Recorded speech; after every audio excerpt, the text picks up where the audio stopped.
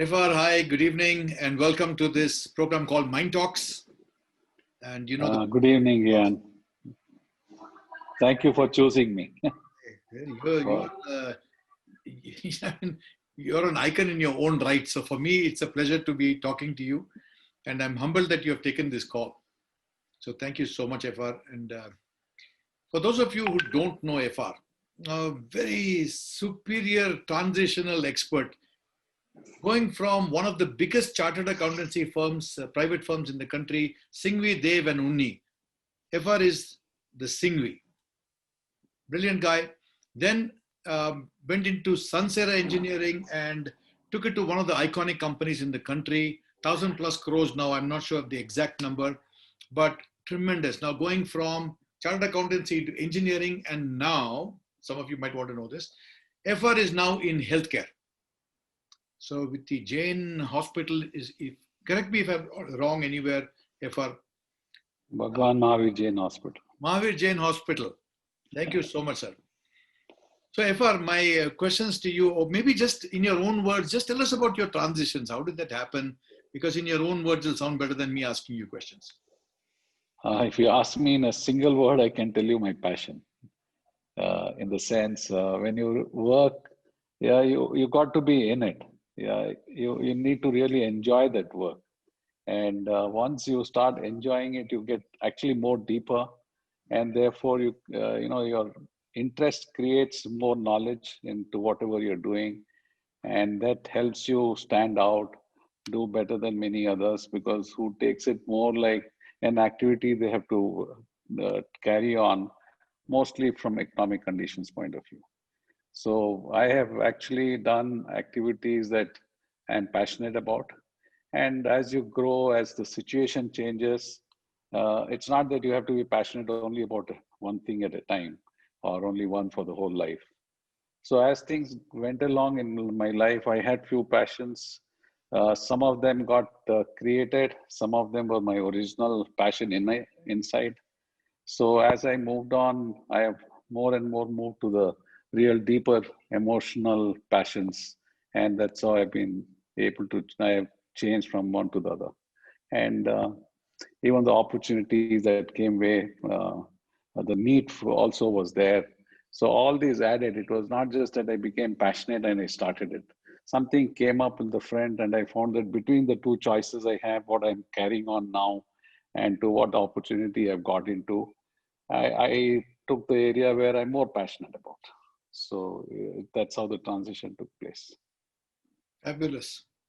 FR, so now here's the question for that pops into my mind when you say you always had options. Is that because of your niceness, your goodness, your good karma? What do you think is the reason why you had options? People struggle with one option to make it work. How do you have two all the time? I think the world is full of options. I mean, options are there in front of you. Whether those options work for you or not is one. Secondly, whether you can make use of those options, can you create opportunity out of those options? Can you learn and do, and your personal behavior, your attitudes, they all count in success of any activity that you do. It is not just your professional knowledge, your knowledge you gather otherwise from the books or experiences, but along with the knowledge is how you handle this knowledge, how you handle the people around you, and how do you get along as a team player, as a leader, as a subordinate, for a common objective or of a common goal. So all these, so many people would have the option, they may not realize it, or people who have taken the option, they don't look into other aspects that make a success of that option. So basically, I would say it's a combination of your human behavior as well as your passion and your knowledge that really makes a difference. And there's a world is full of opportunities. I mean, everywhere, even a situation like COVID, the most negative, or one of the biggest epidemic that has happened. But there have been so many opportunities that have been created, and so many people have used those opportunities. So people had no option and sat in the house lockdown. But during the same lockdown period, people had created, I mean, founded the options available even in this world. and made the best of it. Excellent. So, FR, I like the way you just pushed this question away and you said, no, no, no. It's not that I'm blessed or it's not that I have some good karma. Everybody has options. It's a matter of how you find it, how you utilize your talent to exploit that option, and how do you manage with people around you and then make it work. So I just like the way you did that, FR. So you're an awesome guy. Thank you. But FR, see, But karma, let me tell you, when you talked about karma, yeah, as per our karma theory and the religious philosophy, human form is one of the highest form of karma. I mean, we have reached this level because of we've gone through the transition of so many lives, right. and this is the only form which can go into heaven. So we have, but even in this, there are so many probably rebirths we'll have to take if we continue to have good karma. So yes, all of us have good karma as human beings. All of us have, because we reached here, that means we must be Yes. having some good karma to take us. So we shouldn't get worried about becoming cockroach again now. Right. I mean, not worried. We should not work in a way that we become cockroach again. So, FR, I want to ask you a question which takes us back a long way. You know, I know you from roundtable days, and you were always this sort of iconic figure, role model. You know, everybody said, FR, you have to meet FR Singhvi. And you think you're a good connector, you think you're very friendly, you meet FR. Until I met you, I was always thinking, who's this FR? You know, then I met you and then I knew what they meant. My God, so disappointed when you met me. FR, you're not supposed to put words in my mouth. Yeah, sometimes the halo that gets created, it is up to the imaginary person what he thinks about, and generally it's higher than what the real person is. No, so on a more serious note, FR, I mean, you know, everybody loves you and all that. But tell us, what do you do something consciously to be so nice, so likable, I mean, where people look up to you? Give us a tip. I don't think anything you can do it consciously for your whole lifetime. It has to be within you, and basically, I think it all comes from your upbringing, your family culture, and the way as you grow. There are so many things you are around you. I mean, like you talked about options. Options are what kind of a person you would like to be, what kind of habits that you take on, which again has an effect on your personality.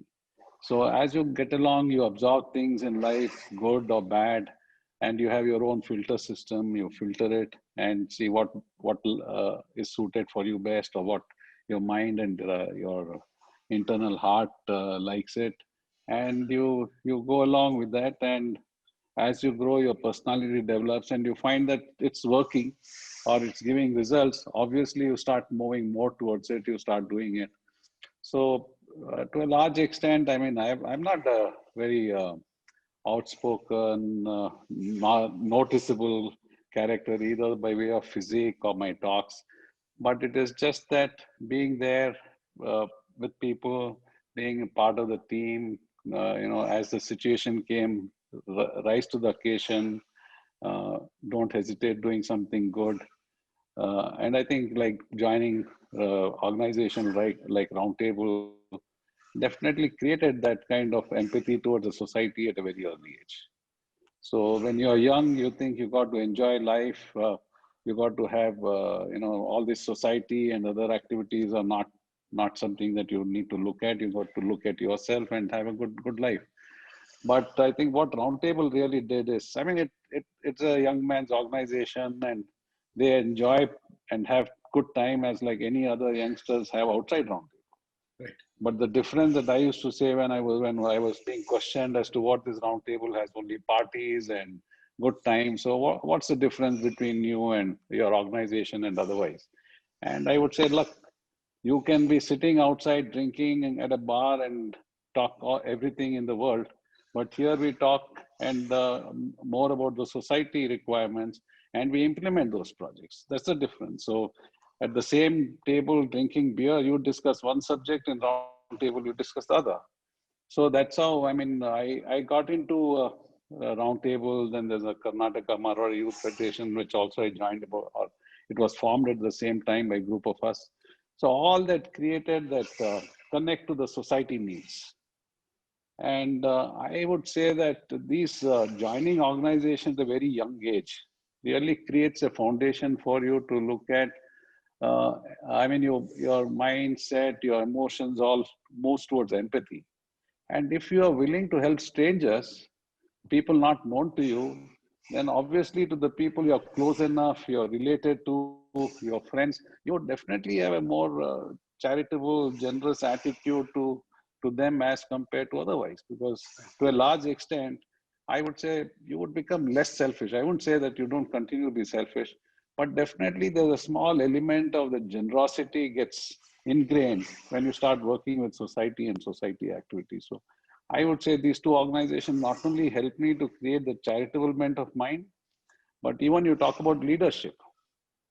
I think these organizations make a big difference because just imagine roundtable club being with members like you, and you have to make people like you also work. And you're not, I'm not your boss, I'm not your colleague, Right. and you may have, I mean, and many people can have ego against you, jealousy against you, and with that whole bunch of crowd, you got to manage, keep them happy, keep them motivated, and make them do work which is not connected to any business or profession of theirs earning money for them. Right. So I think that these activities probably created, in addition to family cultures, these organizations joining them early definitely created that kind of qualities that helped me out to be what I am. Brilliant. Brilliant. If I'm going to go back for 1 second, just to, you said the culture, you said family, background, traditions, all that made you who you were. You were lucky to be born in a good family where things were nice. Can you give us one or two qualities of your parents or the surroundings? Because somebody else can use that in their home to bring up their kids today. Yeah, so let me tell you about my father. He was also a chartered accountant, and he came up. He came up in a hard way doing his chartered accountancy. He came down from Kota to Bangalore because he could not find articles without premium to be paid Mhm. in Rajasthan or Bombay or anywhere. And there was a kind man here in Dandekar and Company, Right. Mr. Shah, who gave him the articles. Mhm. And he used to do part-time job and do his studies and also work in the office. So I sometimes wonder as to what would have, and during those days, BCom itself was a big thing. And from Kota to Bangalore was like going to US today, or probably much worse. So and my family in Kota was not doing so well. So sometimes I wonder. I didn't ask this question to my father when he was there. That realization came later. What if his family had not allowed him to go to Bangalore and said, "Okay, BCom is enough. You take a job because family needs you." Somewhere the family allowed him to go. He had this perseverance to do his chartered accountancy, come here, and we are bearing the fruits of that. So, Right. but he was a person with all these that he knew there was no. I mean, he did not have any money. Captivated with money. He looked at a life where he would go to temple in the morning, has his lunch at home, then go to office, do half work on his own, go to income tax office, come back home, has his dinner, go to temple and come back. That Wow. was his life. And when I joined him and I wanted to grow, he told me, "Why do you want to grow? What is it that you need in life? As you grow, your time for yourself will get reduced. Right. You will have to take care of lot more things and lot many things, and your personal life is not going to be at your command." So, so while I had this passion to grow, but this particular uh, talk about him also is ingrained in me that if you want to grow in a way that you don't take it at the sacrifice of your personal life or a family life. Right. And he was extremely fast. He had no issues about doing the work. He would take the income tax paper, returns have to be filed. He will not send his office assistant or office boy. He would take those and go and stand in the dispatch clerk and file the return himself. Wow. So Hmm. that was one. And secondly, about the money as well, he would say that, look, spend 60% of your money and keep certain money for your charity and society, certain for emergencies, and certain for next generation. You don't need too much of money. So I can't spend 60% of money today, despite the fact that I spend a lot. So these are some of the things that really brought me that you can be working, you can create an organization, but don't forget why you're doing it. It's your family, your personal life. They should also go along and actually benefit by way of time rather than just money. So this was one. Secondly, when it comes to relationship, I mean, even today, my mother's dead for over 12 years. But even today, when I meet any relation of mine, and they would just remember my mother. Wow. I mean, she was so relationship oriented, and it went to some for not just family relations. Like Rajasthan, where I was born, she had connection to the entire families of that village for the 4 or 5 generations. So where they're sick, she would go meet them, go to their visit their places, be it in Bangalore, be it in Rajasthan, be it anywhere. And she was traveling alone even when she was 65. Wow. So that attachment to be, part of your extended family or relationship that you do, you nurture it, you spend time with them, you're there for them. So all these came actually from my mother and father. Brilliant. So I'm saying parents who are listening to this have to also understand that the future of their children is dependent on how you bring them up today. Of course. I mean, I think that walk the talk is the best way to Brilliant. make children understand as to what you want them to be. So Efar, now I want a question on the career path. 3 different career. Actually, this third one is not a career, but it's more like your CSR, is give back to society. The role you're playing now in Jain Hospital, Mahavir Jain. I want you to just spend a little time on this transition from chartered accountancy, where you're the lead partner practically, to getting to leave all that and then start, focus on Sansera. So how did that transition happen? And then you take it to 1,000 crore industry. What was that? What happened? So it's a long story, but let me try and see if I can sort of create a gist out of that. I was actually, when I was in school, I was more interested in engineering. Right. And when I finished my 10th and wanted to join PUC, my father was a chartered accountant. Obviously, he wanted me to be a chartered accountant.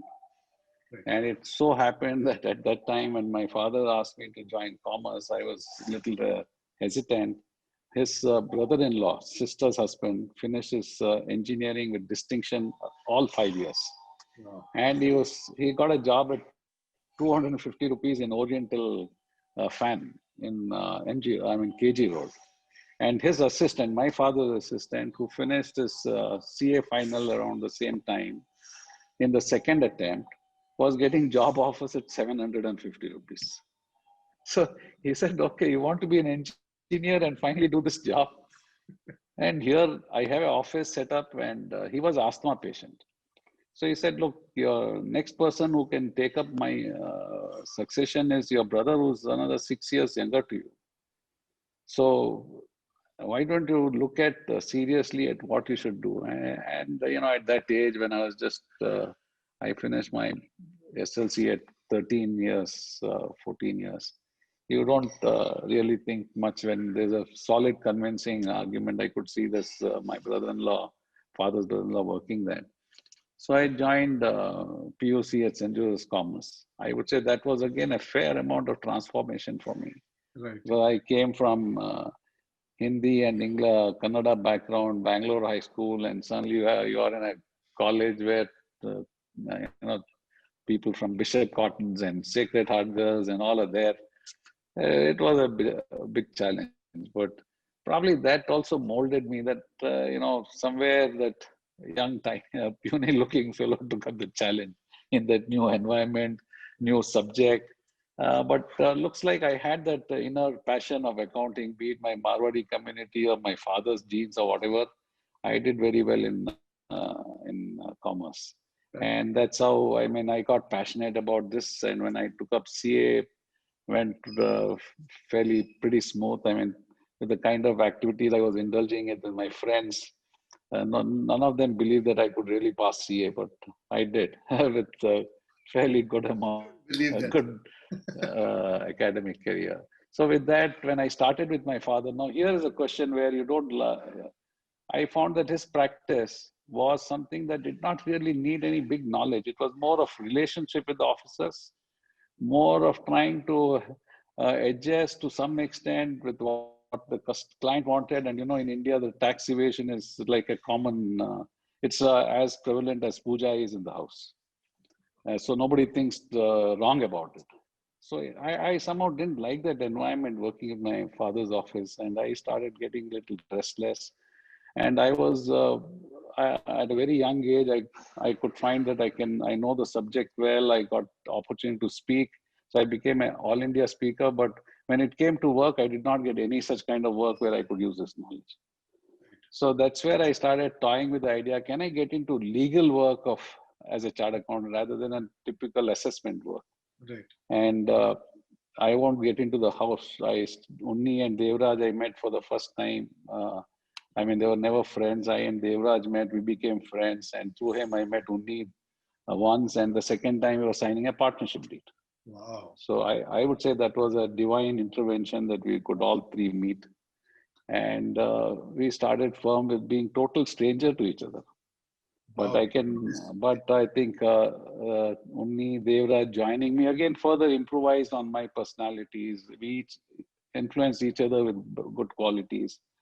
But the common factor was we all had the same good quality of human being trying to give more to the other partner. Wow. So that is how Singvi Devanun is there. We have all three moved out because in 81 we took a decision. This firm will run totally professionally. Partners will be taken only on merits and not based on relationship. And I can tell you there's no direct relation of three of us in the company, and all three of us are not partners anymore. But the firm is one of the best firms in the country, I would say. Yes. So as we were running Singvi Dev and Unni, we've also found that in profession, trying to run it really professionally, like a tight ship with honesty and with good corporate governance that we wanted to do, you can't really generate too much of money through the service and profession. Right. So we said, let's create some side income by venturing into helping out some industry or business and see if we can be part of it. And that's how Shekhar was a friend of mine. He was a client. And we just 3 years down the line when his company, he found that managing a company like this alone would be difficult for him because he is really one of the best engineers in the country you can come across. Mm-hmm. So all three of us joined Sansera, and I would say that was one of the, and that is where my old engineering passion woke up. That's what I'm saying. It came back. So it woke up, and I started helping out Shekhar. And during 90s when GST came in, yes. Partly VAT came in. And I found that Venkat, who was my partner, assisting me with sales tax, I found that he's developed so much that I am really not needed it's like two swords in the same thing. So I said, why not just move out? I mean, Venkat can manage Singvi Dev and Unni work. And so I will get, and whereas Sansera, there's a lot more need of me being present. I enjoyed doing what I was doing. So I moved full time in about 15 years ago. And that's how my transition totally from SDO went over to Sansera. Brilliant. And I think with the three of us and Shekhar, all combination, you can talk about profession-wise. I was expert in certain areas, Unni was in certain other areas. In addition to that, our different background, different communities, all really got integrated to get out the best for the company. Brilliant. So I'm very proud to see what Sansera is today. And again, we took the same concept that we will not bring in relations in the company. So we ran this company, again, the concept of honesty, transparency, which we were already inculcated in Singvi Dev and Unni. We carried it through, it helped us out. And that really made the difference that in 2005, we set up a plan as soon as I joined that how do we make this company to be an employee-driven company. And Ian, Preetham and also everybody, most of them there. And so they were, the Shekhar, again, when you look at the human quality, I would say Shekhar stands out maybe better than me in managing people close to him. Wow. So all the employees would love him. So people have remained with us and the company has grown, and this team of people also were part of creating what the company is. So we didn't have to really make them, in succession, tell them what to do, because they were along with us growing the company. And now it is totally driven by Preetham and his team, my CEO, who joined me almost just a few months or a year later after I joined him. And so that is how the transition took place from joining to Sansera, then creating an employee-driven company, and now the employees are running the company. So again, the same situation. When there's an efficient team, the best intelligence is to leave them alone, let them drive. Right. You can mess it up being part-time advisor. So that is how we are now. Shekhar and I are more on a mentoring, not even mentoring role. We would say we are around. That they need us, we are there. We get to know what is happening, all that. So that is how transition has taken place. So thanks to CSR, I mean, like I was already there in community activities right from the time I finished my BCom days. And then when this CSR rule, so we had a charitable foundation of company in 90s itself. Right. But then the amount spent was meager, not so much. It was more of time that I was spending on. But so when the CSR rule came in, it was a blessing in disguise for me. No board of directors could question me for the amount to be spent on CSR. Government mandated. Right. So we are one of the few companies where I would say I was very happy with the provision, that it helped me out to achieve the objective in the CSR field. So that is how I moved in a much bigger way in CSR, which I was doing with Karnataka Marwaಡಿ Federation, but with the CSR, the funds that are available to me, I could do much more. So I more or less in the last 2-3 years, I've been focusing on that CSR activity. And that's how the opportunity came, that I have the time and I don't want to be sitting in factory just observing all 6 days. So I started taking off 2 days in a week. And Mahavir Jain Hospital, they put up a new specialty hospital. It's from a small hospital, they overnight became a big hospital, where management, professional management had to come in, and the body of trustees there decided that amongst them, Singhvi, I was also a trustee, that he would be a good bet to be involved in seeing how to again create a transformation of this organization from trustee-run organization to a small-scale hospital to a multi-skilled hospital facility, professionally run. So that process is on, and it'll take a couple of years to really make this hospital stand out, but it's a great organization. So that is how I moved in from this. And same way, again, what really helped me to understand medical field was in Marwaಡಿ Federation, I've been running a limb center since 81. And then we started with helping out people with dialysis, financial help. And we found that many a times dialysis machines are not available to the poor. Right. Because machines, once they are blocked by a patient, you can't really, because he has to have regularly. And not many organizations can put in facility for dialysis for the poor and run it, because it needs constant money. Each dialysis today costs about 1,500 rupees. So a person who has to undergo 12 dialysis a month, he needs the 18,000 rupees a month. It's a big amount for a whole year. So that is what made us realize that a lot of organizations help out organizations like Rotary, Lion. They would help out. They do a lot more work helping out to other institutions like a school project or a hospital project. But to an individual help, they cannot do it on a large scale. And that is why most of the dialysis patient would not get money to continue dialysis or get machines. So that is where I got involved with through our organization, and we are running a dialysis center with 36 machines, providing dialysis to over 200 people, and it is absolutely free. The condition is you have to be a poor person, BPL card holder or rental receipt or all this. So for that project, it was a greenfield project. I had to learn a lot about medical activities to set up that project. So that also helped me in my activities at Mahavir Hospital. So I've got connected to both these activities as in the last 3 years. And COVID has made me learn a lot more about how hospital can do so much of good work, but still get, highest number of complaints. Yes, you're right.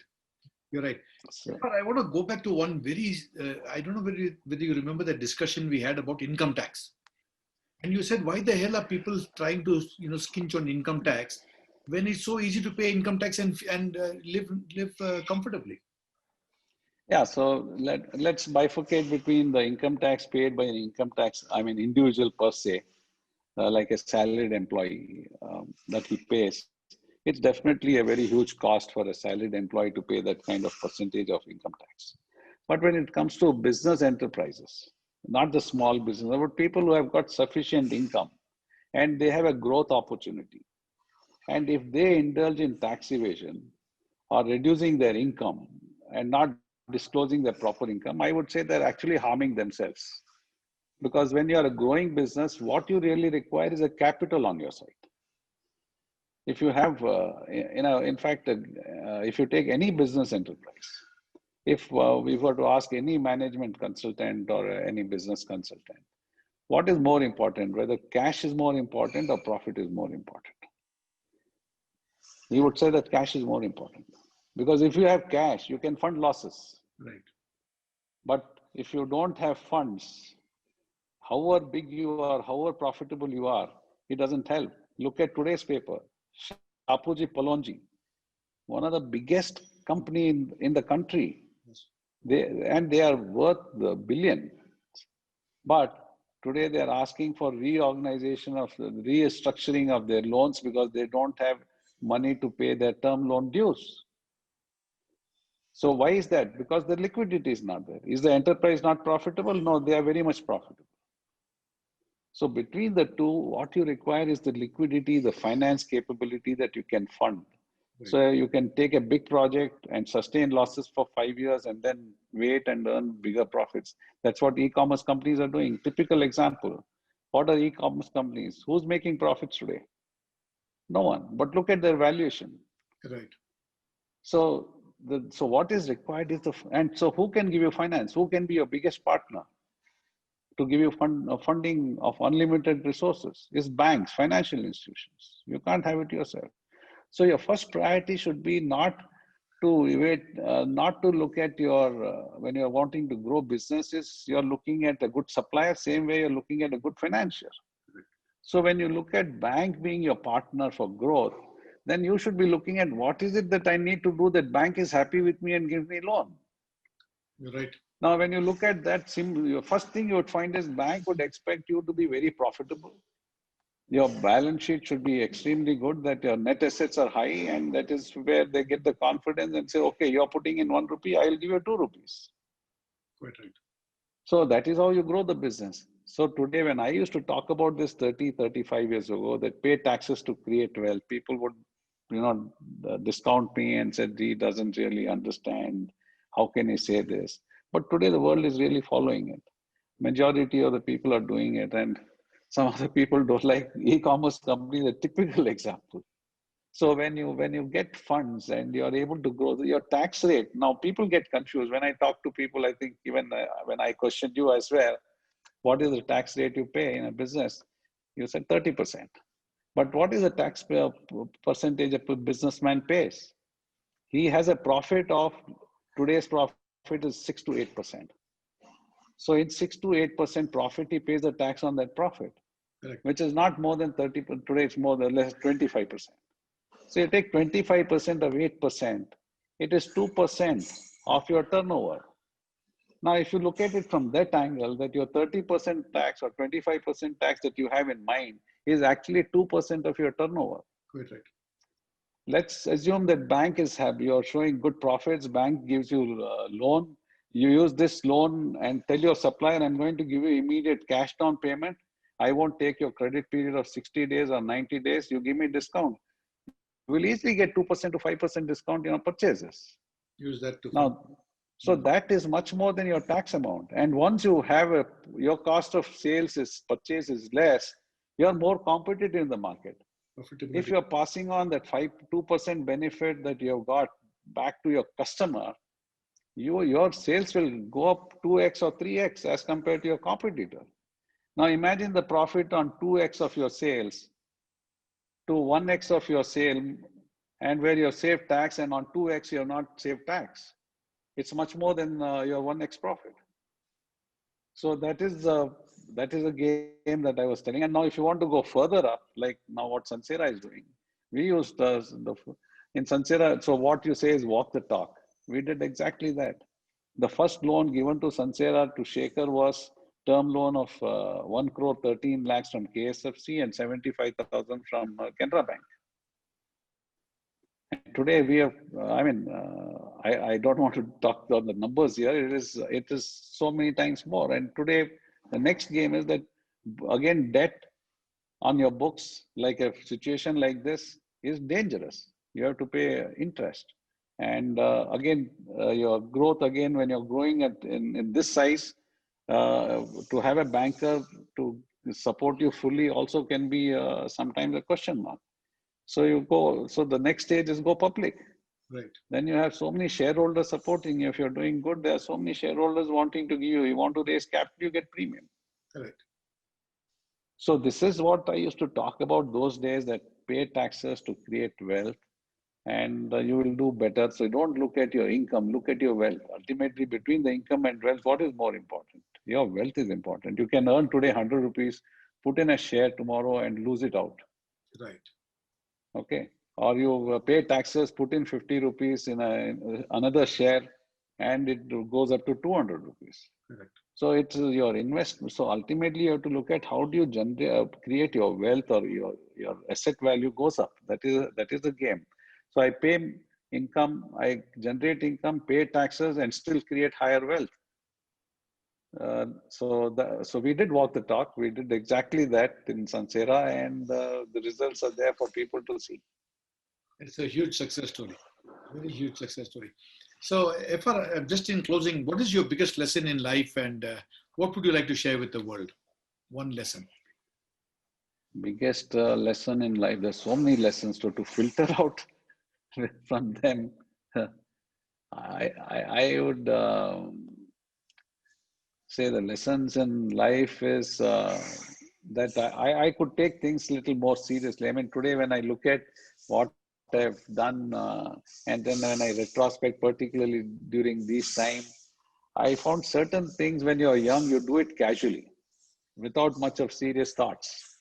And then later on, you find that casual thing has become so big that had you given little more thought to that and planned it little better, as you become older, you become wiser, you plan more.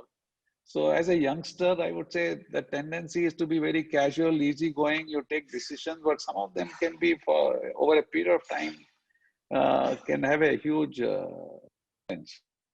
That's a huge lesson.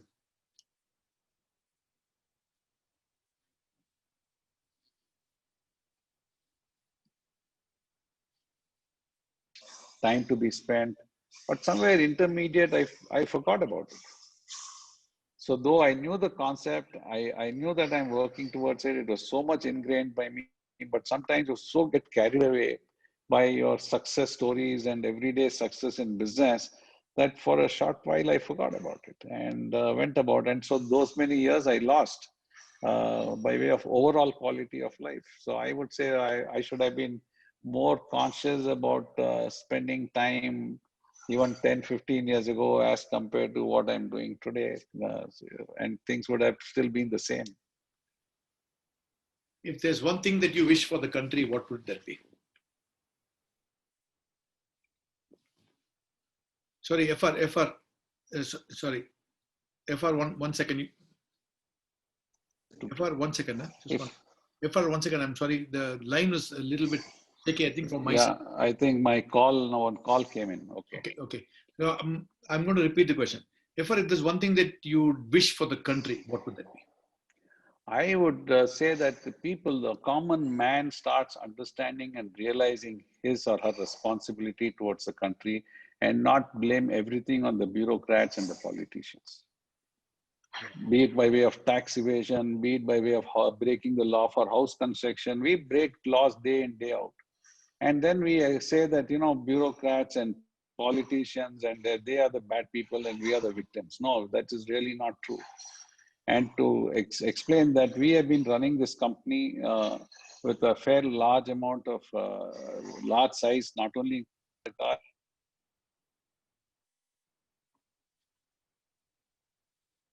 Lost me.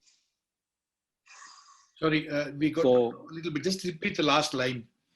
yeah, so as Sansera, we have been running this company of a fairly large size in the state of Karnataka, else and other states of India like Maharashtra, Delhi, Pantnagar. But we took a policy that we will run the company honestly, and we are not going to bribe our way through.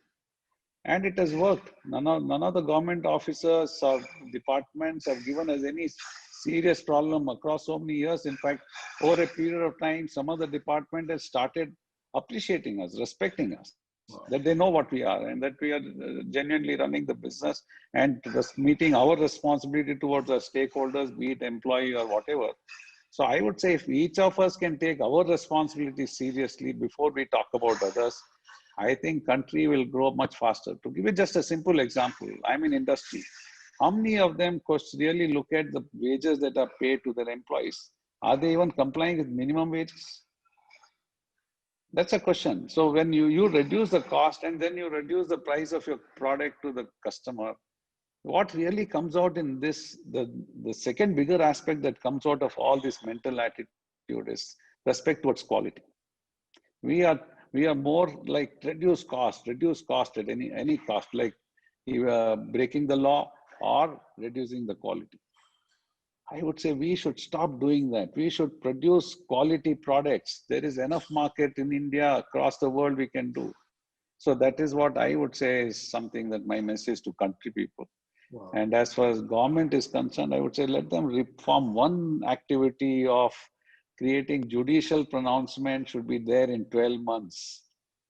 Half these problems of criminal aspects or various business related issues, they will all disappear in no time. Wow. When do we see FR in politics? No, I'm past that age. Yeah, no. I think politicians also have to bring down the retirement age to 70 or something like this. You can serve politics better by not being in politics, but influence people to do work for the country and the society. Excellent. Thanks, FR. It's been a pleasure talking to you, and really having somebody like you as a friend is always a great big blessing. So I feel blessed knowing you. Oh, yeah. Learning from you. Awesome. Ian, I have always come to you for help whenever it was required, when it came to improving one's leadership or helping out my staff or their leadership, developing skills. You're a motivator, great motivator. And another thing I've learned from you is you have no hesitation in praising people. Wow. And that really keeps people like us anytime on your call. Wow. Now you gave me a secret that I had quite a little bit more. Thank you. Thank you once again. As always, a pleasure talking to you. Thank you so much. Thank you. Thank you. Thank you.